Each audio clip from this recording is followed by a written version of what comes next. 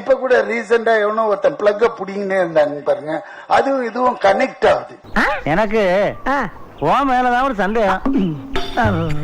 ஏன் மேலையா? எலக்ட்ரிசிட்டி என்னடா போன வாரம் தான் இவன் எடுத்தா நம்மள வச்சு, இப்ப பார்த்தா ஒருத்தன் குடிப்பானா நேரா போவான் பிளக்க புடிங்கிட்டு, அது இவ்வளவு பெருசு. அதே மாதிரி செட்டு போட்டாங்க. இவன் எனக்கு அங்கதான் ஆச்சரியமா இருக்கு, இவன் செட் பண்ணி எதுனா பண்ணிட்டானா அப்படின்ட்டு. கண்டு விட்டாளையா, சூச்சமத்தை கண்டு விட்டாளே. ஏன்னா அவன் புடுங்கணும். அவர் 3ஆவது நாள் புடிச்சிட்டாங்க போலீஸ். ஏன் இந்த மாதிரி பண்ணின்னு கேட்டா, அவன் டாஸ்மார்க் போவானா நேரா போவான், அந்த பிளக்க புடிங்கிடுவான். ஏன்னு கேட்டதுக்கு அடிச்சு உரிச்சிட்டாங்க. என்ன இந்த சொல்லியிருக்க, நான் சொன்ன பார்ட்டிக்கு இவங்க எல்லாம் ஓட்டு போடல, இவங்க எப்படி கரண்ட்ல ஜாலியா தூங்குறது? அட பாவி, உனக்கெல்லாம் வெக்கமே இல்லையாடா? சோறு தானே திங்கிற. எரிச்சல் வருது இவனை, நான் கெட்ட வாரத்துல திக்கி போயிருவேன். டேய், அது எவ்வளவு குழந்தைங்களா இருக்கும், வயசானவங்களா இருக்கும், சம்மர் வேற, இந்த நேரத்துல எப்படி பண்ணிக்கிறான்னு. நல்ல சாவு வருமா? செத்தா குளிப்பாட்ட தண்ணி கிடைக்குமாடா? பொணந்துக்கு வண்டி கிடைக்குமாடா? 33ஆம் நாள் காலை 8 மணி. ஒரே ஒரு காரணம் சொல்லு, ஒரே ஒரு காரணம் சொல்லு, ஒரே ஒரு காரணம் சொல்லு. சினிமாவில் நடிச்சது. சோஷியல் மீடியால மட்டுமே அரசியல் செய்யக்கூடியவர்கள் தான் இந்த இந்த தற்கூரி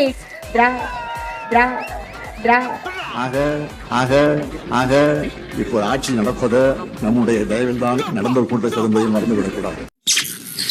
35ஆம் நாள் இரவு 7:45. திமுக கூட தோற்கலாம். முத்துவேல் கருணாநிதி ஸ்டாலின் தோற்றிருக்க கூடாது. அவர் தோற்கடிக்கப்பட்டார் என்றால் தமிழச்சாதியின் நன்றி உணர்ச்சியின் மீது நமக்கெல்லாம் சந்தேகம் வருகிறது. அந்த தொகுதி மக்கள் 365 நாளும் தோற்கடிக்கப்பட்டுக் கொண்டிருக்கிறார்கள். அந்த தொகுதி மக்களுக்காக அதிகம் வருந்துகிறேன். 37ஆம் நாள் காலை 7 மணி. இவங்க வந்து ரிப்பன் கட் பண்ணிட்டு போவாங்களாம். இது எந்த வகையில சரி? நீங்க எதுக்கு அரசாங்கம் நடத்துறீங்க? என்ன மாதிரி அரசாங்கம் நடத்துறீங்க? அப்போ உங்க கட்சியில இருக்கக்கூடியவர்களுக்கு எது சரி எது தவறு என்று யாரு சொல்லி தரணும்? நல்ல பேரு கிரெடிட்ஸ் எல்லாமே வந்து பிரிச்சு எடுத்துப்பாங்க. நீங்க அதிகாரத்துல இருக்கீங்க, உங்களுடைய ஆட்கள் தான் அமைச்சர்களாக இருக்கிறார்கள். 39ஆம் நாள் காலை 8 மணி. எல்லாரும் இருக்கலாம், ஆனா ரொம்ப நல்லவரா இருக்க கூடாது. எங்க கழக தலைவர் வந்து ரொம்ப நல்லவரா இருந்தாரு, ரொம்ப நல்லவரா இருந்தாரு. இப்படி ஏமாத்திட்டாங்களே, எங்களால சீரணிக்க முடியலையா, சீரணிக்க முடியலையா? தலைவர் திருப்பி வருவார், நாங்க எல்லாரும் தலைவருக்கு தோளோட தோளா இருப்போம். எங்க தலைவர் மீண்டும் ஜெயிப்பாரு, மீண்டும் இந்த தமிழ்நாட்டு ஆளுவாரு. 41ஆம் நாள் நள்ளிரவு 12 மணி. சாதாரணமா சொல்றாங்க, ஏதோ 2 ஓட்டு போட்டோம், நீங்க தான் ஆட்சிக்கு வருவீங்கன்னு நினைச்சோம், இப்படி ஆயிடுச்சு, இப்படி ஆயிடுச்சு, இப்படி ஆயிடுச்சு. என்னங்க அது இப்படி ஆயி போச்சு? படுபாவீங்க எல்லாருமா சேர்ந்து உங்களை இந்த நிலைமை கொண்டு வந்து விட்டாங்க. அமலாக்கத்துறை வழக்கில் இருந்து தப்பிப்பதற்காக போனாங்க. பாஜக காலில் விழுந்து மறைமுக கூட்டணி வச்சிருக்காங்க. அதனாலதான் குரூப் போட்டோ எடுக்கும்போது முன் வரிசையில் நிறுத்தி வச்சு ஸ்டாலினுக்கு இடம் கொடுத்தாங்க. பயிரெறிஞ்சு சொல்றேன், நீங்களாம் நல்லா இருக்க மாட்டீங்களா? கான்பிடண்டா இருங்க. 40ஆம் நாள் நள்ளிரவு 12 மணி. நீ எம்ஜிஆர் ஆகிவிடலாம் என்று தப்பு கணக்கு போட்டுக் கொண்டிருக்கக்கூடிய இன்றைய முதலமைச்சர் விஜய் அவர்களுக்கு, ஜோசப் விஜய் அவர்களுக்கு சொல்றேன், ஜோதிடத்தை நீங்கள் நம்பி ஆட்சியில் அமர்ந்திருக்கிறீர்கள். அந்த ஜோதிடத்தாலேயே நீங்கள் வீணா போவீர்கள் என்பதை இந்த நேரத்தில் இந்த சென்னை கிழக்கு மாவட்டத்தின் மூலம் நான் அவருக்கு எச்சரிக்கை விடுக்க கடமைப்பட்டிருக்கிறேன். இதுவரைக்கும் அவர் நெத்தியில கருப்பு பொட்டு வச்சு பார்த்திருக்கீங்களா? ஐயா பொட்டு யாரு ஐயா சொல்லியிருக்காரு, ஜோசியக்காரர். பொட்டு வைய, வலது கையில சிவப்பு கயிறு, நெத்தியில கருப்பு பொட்டு.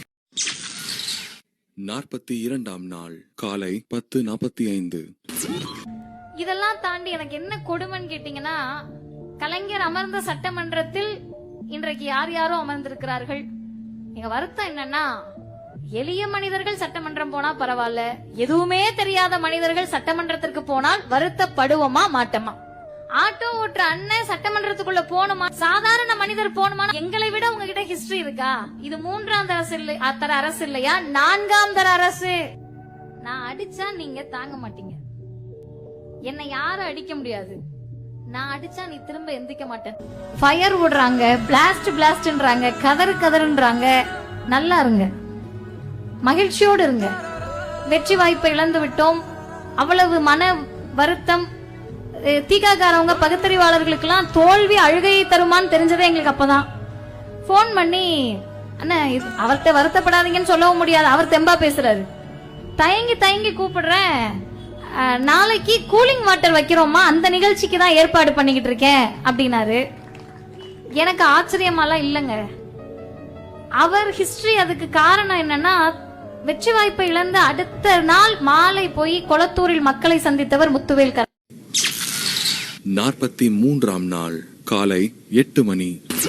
நம்மளை விட ஒரு குட்டியா ஒரு 3.5% அதிக ஓட்டு வாங்கியிருக்காரு. சிஎம் சருக்கு ஒரு அடியாள் இருக்கிறார்.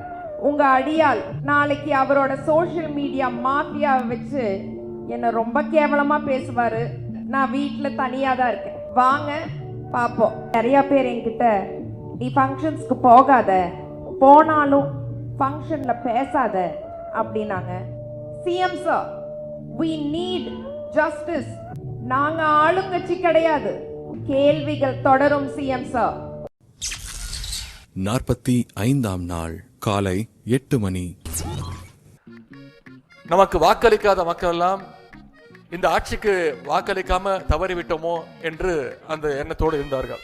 ஸ்டாலின் தான் வந்தாரு, நீச்சல் அடிக்க விட்டாருன்னு விட்டு வச்சுக்கிறாரு. ஆனா இன்றைக்கு இப்படிப்பட்ட ஒரு மோசமான ஆட்சிக்கு நாம ஓட்டு போட்டுட்டோமே அப்படின்னு மக்கள் வருத்தப்பட ஆரம்பிச்சிருக்கிறாங்க.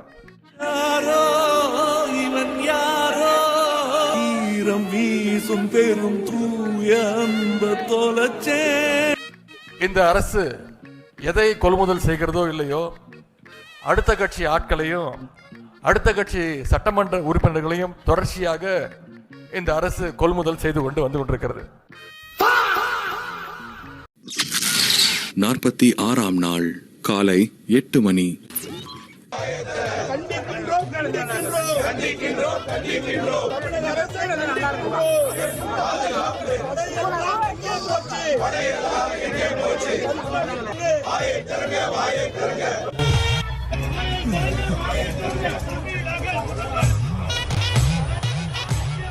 வாயை